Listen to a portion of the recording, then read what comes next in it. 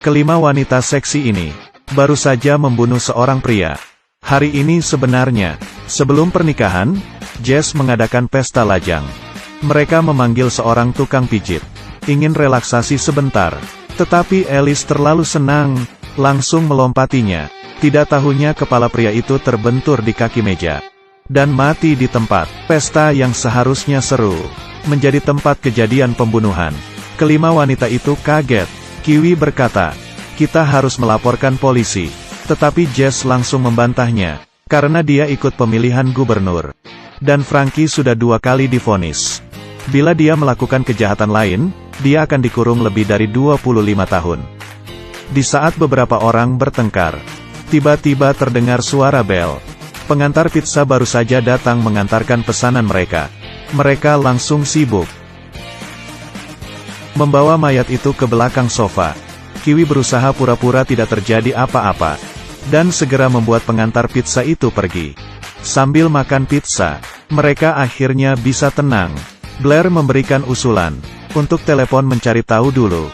Dan kebetulan pamannya adalah seorang pengacara. Semuanya pun setuju.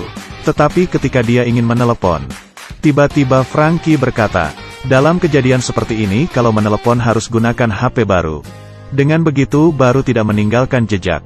Semuanya langsung berbagi tugas. Blair dan Frankie pergi membeli HP baru. 3 orang yang tersisa tetap tinggal dan mengawasi mayat. Tetapi mayat pria yang sudah mati itu matanya menatap Alice. Dia pun menjadi takut. Kiwi berjalan ke sana, lalu menutupi mata si mayat. Tetapi tidak bisa menutup. Lalu Alice pun menemukan kacamata dan memakaikannya. Saat itu di balik jendela muncul suara longlongan anjing. Mereka baru menyadari, seluruh villa itu dindingnya adalah kaca. Semua hal yang terjadi dari luar bisa melihat dengan jelas. Setelah Blair kembali, mereka langsung menelepon pamannya. Pamannya berkata kecelakaan seperti ini sulit untuk diklasifikasikan sebagai pembunuhan. Yang penting jangan menyentuh atau menggerakkan mayatnya. Jika sengaja untuk menghancurkan tempat kejadian, berarti itu sama dengan pembunuhan. Paling lama bisa dipenjarakan 15 tahun. Semuanya saling melihat, mengetahui keadaan mereka.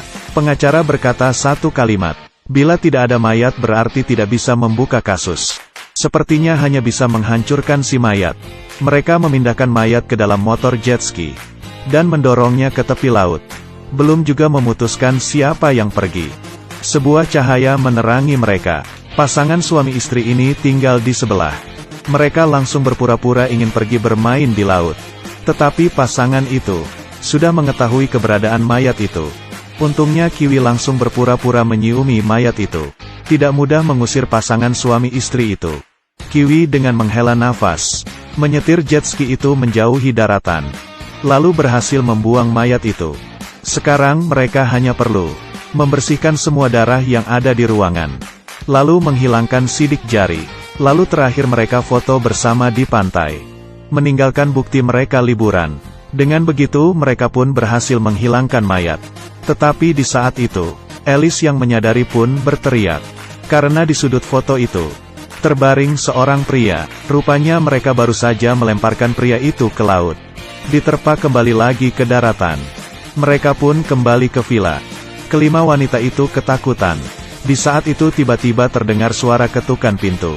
Rupanya adalah seorang polisi. Apa mereka sudah ketahuan? Tidak menunggu mereka menjelaskan, polisi langsung mulai memeriksa Frankie. Dengan naluri, Frankie memukul kepalanya dan pingsan. Sekarang masalah menjadi semakin ribet. Mereka tidak hanya melakukan pembunuhan tidak sengaja ke tukang pijit, tetapi juga memukul polisi hingga pingsan. Mereka memutuskan untuk mengangkat polisi dulu. Pelan-pelan. Tetapi baju polisi malah robek. Dan di dalamnya muncul seragam tukang pijit. Setelah saling memastikan, polisi bohongan ini barulah tukang pijit yang mereka cari di internet. Lalu pria yang baru saja mereka bunuh itu siapa? Untuk sementara waktu mereka hanya menemui jalan buntu. Mendiskusikan sepanjang malam. 5 wanita itu sudah kelelahan. Mereka hampir putus asa dan bertengkar hebat. Terakhir Jess memutuskan untuk menyerah.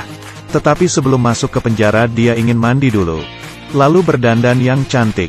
Sedangkan yang lainnya juga belum terpikirkan harus bagaimana. Tiba-tiba di sudut muncul suatu suara.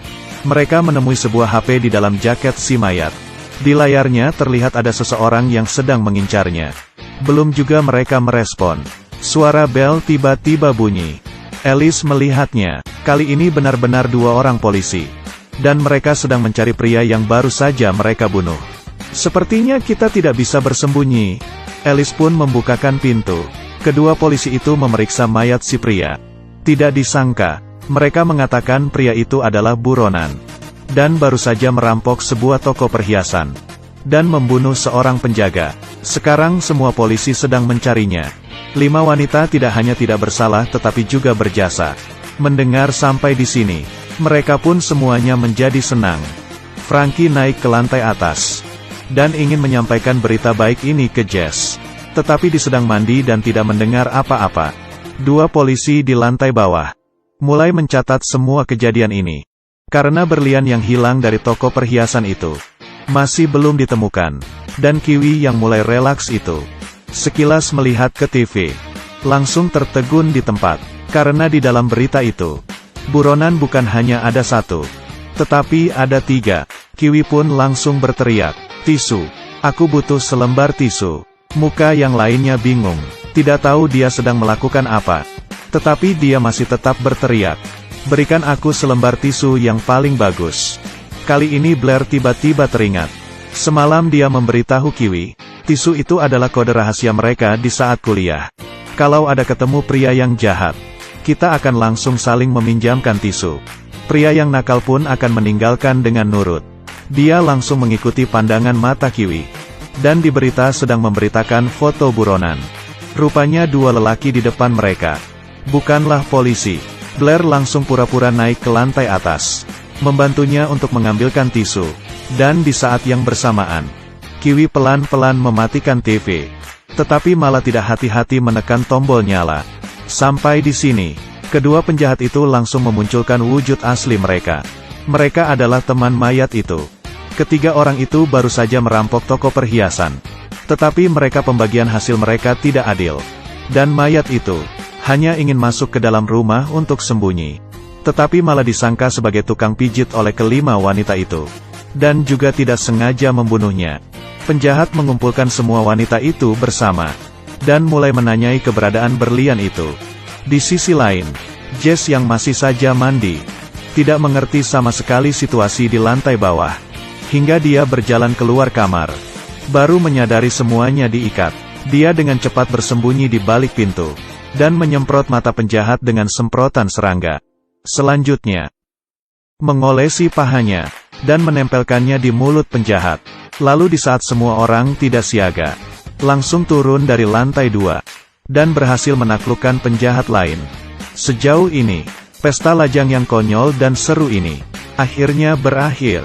Keesokannya, Jess dan teman-temannya sampai juga di pernikahannya. Berdasarkan dengan hukum di tempat, terbunuh tanpa disengaja, itu tidak bersalah malah berjasa. Dan Jess yang dengan berani melawan penjahat itu. Dengan cepat beritanya tersebar di internet. Dan mendapatkan banyak sekali dukungan. Sehingga memenangkan pemilihan gubernur. Film ini adalah yang beberapa tahun terakhir dimainkan oleh Scarlett Johansson. Dan penilaiannya paling rendah. Tetapi ini sama sekali tidak mempengaruhi tawa kita terhadap film ini. Lelucon. Pesta lajang ini benar-benar membuat kita mengerti. Perempuan kalau kumpul bersama sangat mengerikan.